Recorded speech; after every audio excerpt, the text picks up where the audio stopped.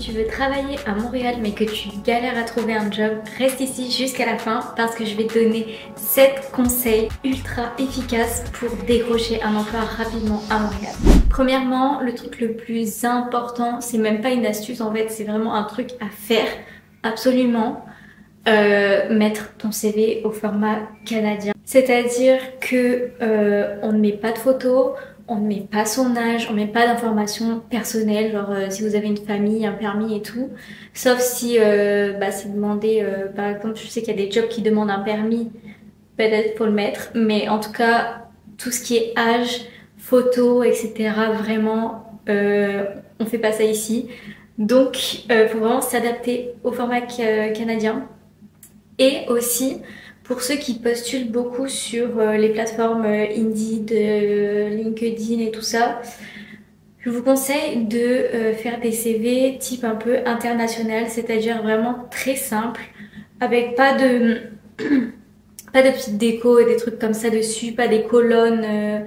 Vous savez, des fois on met ici l'âge, enfin pas l'âge du coup, le numéro de téléphone ou les trucs comme ça sur le côté et dans le corps on va dire on met les études et tout.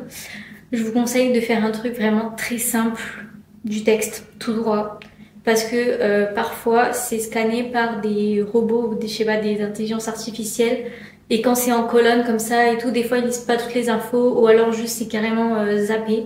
Donc vous mettez toutes les chances de votre côté, faites un truc vraiment très simple et qui peut être lu par n'importe qui et même pour les employeurs aussi qui reçoivent beaucoup de CV, ils vont pas se pencher à regarder en détail où sont les infos et tout. Il faut vraiment que ce soit bien clair, précis, droit au but. Surtout dans ton CV, n'oublie pas de mettre les choses les plus importantes, tes compétences et ton expérience. Bien détailler ce que tu sais faire.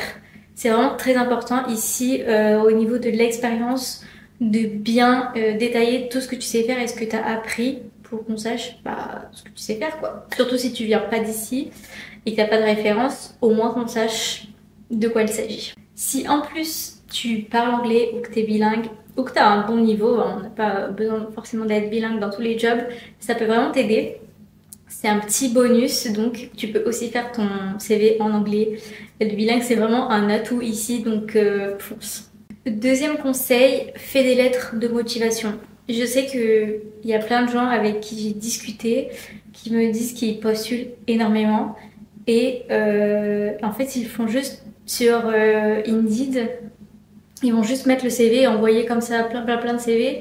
Mais je pense que c'est vraiment important de faire une lettre de motivation parce que, comme je vous l'ai dit plus tôt, les employeurs reçoivent énormément de CV et il faut que vous vous différenciez en fait avec tout le monde qui cherche du travail en ce moment. Il faut que vous ressortiez du lot en fait parce que les gens reçoivent tellement de CV. Il faut se mettre en avant, il faut ressortir du lot, il faut que on voit que vous êtes vraiment intéressé et motivé pour travailler dans ce job. En plus de ça, même pour ceux qui ont des problèmes d'orthographe, que vous sachiez pas vraiment écrire, que la syntaxe et tout, ce soit pas trop votre truc, maintenant qu'il y a ChatGPT, vraiment il n'y a plus aucune raison de ne pas faire de lettres. En fait, vous pouvez très bien, je sais pas, donner vos idées à ChatGPT, vous lui demandez ce que vous voulez qu'il mette dans la lettre et lui faire créer une lettre que vous modifiez un petit peu par la suite pour ce soit votre lettre. Mais enfin en fait même c'est impossible de pas faire de lettres en fait. Genre, tout le monde peut le faire maintenant, c'est à la portée de tous et de la faire sans faute surtout parce que même si vous savez écrire, vous pouvez prendre votre lettre et la mettre dans ChatGPT et lui demander de corriger ou même de l'adapter un petit peu aussi aux façons de parler professionnelles, etc. Donc vraiment c'est un très bon outil de travail. Je vous dis pas de faire à ChatGPT non plus parce que sinon ça sert à rien parce que ça va pas vous représenter vous et si jamais vous arrivez à décrocher l'entrevue ça va se voir directement. Donc voilà, mais c'est un très bon outil, une très bonne aide. Troisième conseil, vous pouvez aussi vous présenter directement dans les endroits, par exemple les magasins ou les choses comme ça, aller directement dans la compagnie, vous présenter et donner votre CV Et demandez surtout à parler à un gérant parce que souvent, quand on donne les CV comme ça aux employés, ils vont juste les geler. Donc voilà, il faut vraiment il faut pas que vous veniez et que vous disiez juste que vous cherchez un job. Il faut vraiment que vous parliez à une personne qui a un minimum de responsabilité dans l'endroit où vous êtes et que vous vous vendiez directement à la personne. Parce que si vous donnez juste votre CV sans avoir fait aucune impression, ça va pas le faire. Enfin, il va pas regarder votre CV, il va le poser sur son bureau et puis voilà.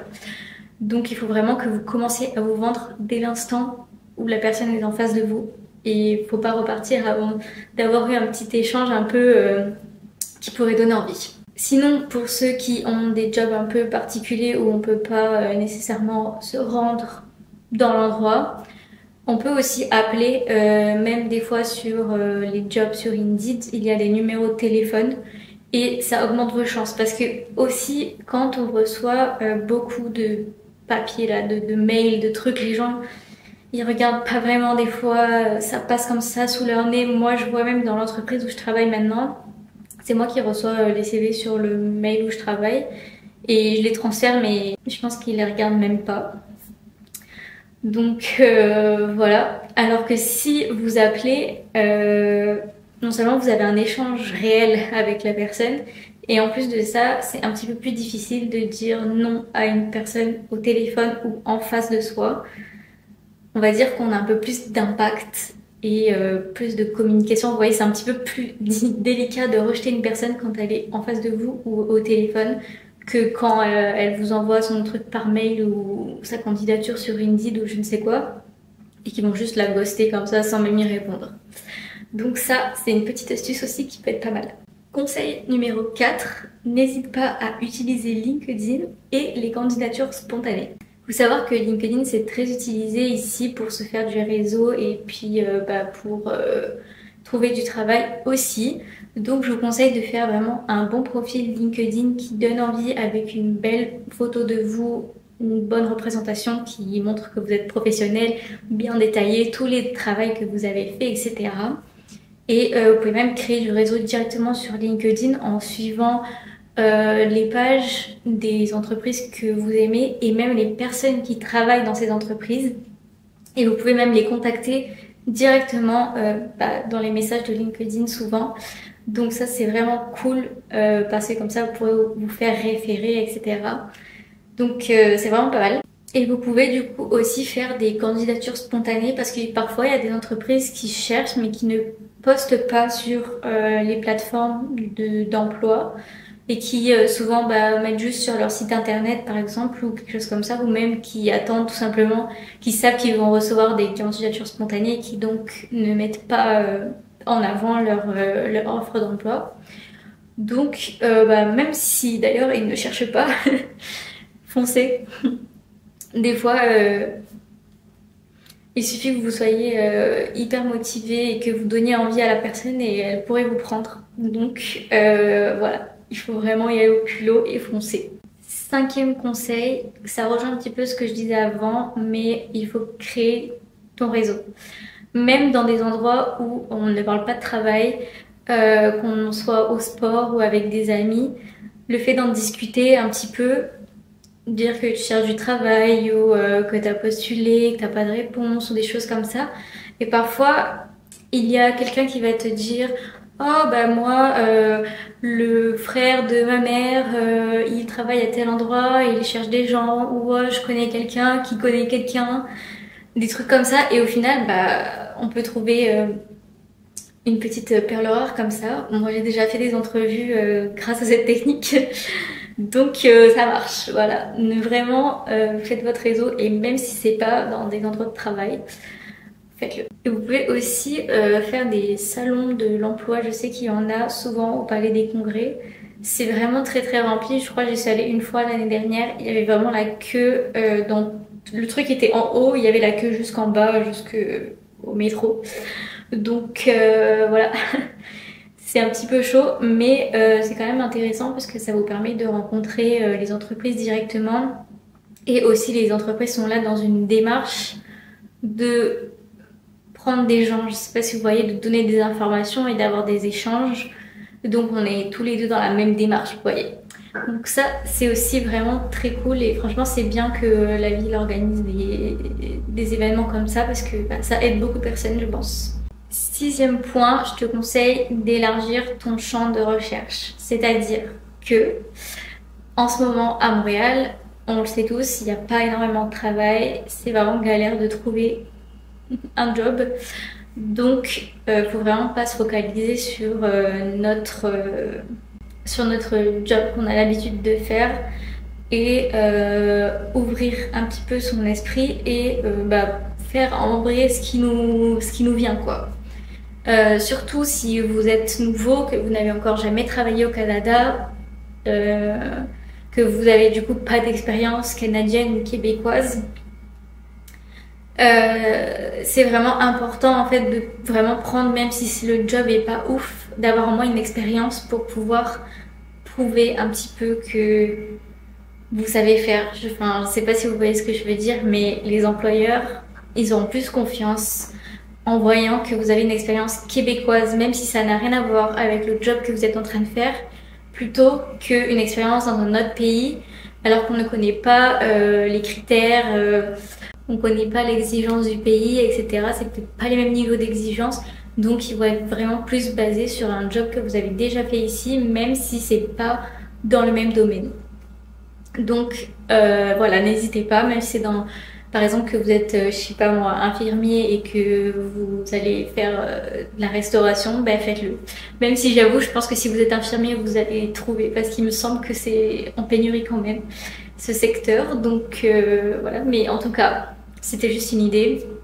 Donc ça, et aussi, bah, si vraiment vous ne trouvez pas, vous pouvez faire du bénévolat pour commencer, pour avoir du coup cette expérience et pour pouvoir trouver par la suite. Puis même peut-être le bénévolat peut mener après à un emploi, on ne sait pas. Et le septième et dernier conseil, là on a passé l'étape du postulage et on est à l'étape où on a réussi, on est à l'entretien. Il faut aussi se préparer pour l'entretien parce que on peut échouer même à la dernière marche en fait. Il faut savoir que bah, dans chaque pays, chaque région où vous allez aller, les entretiens sont différents, la manière de faire est différente, même je pense selon les entreprises aussi.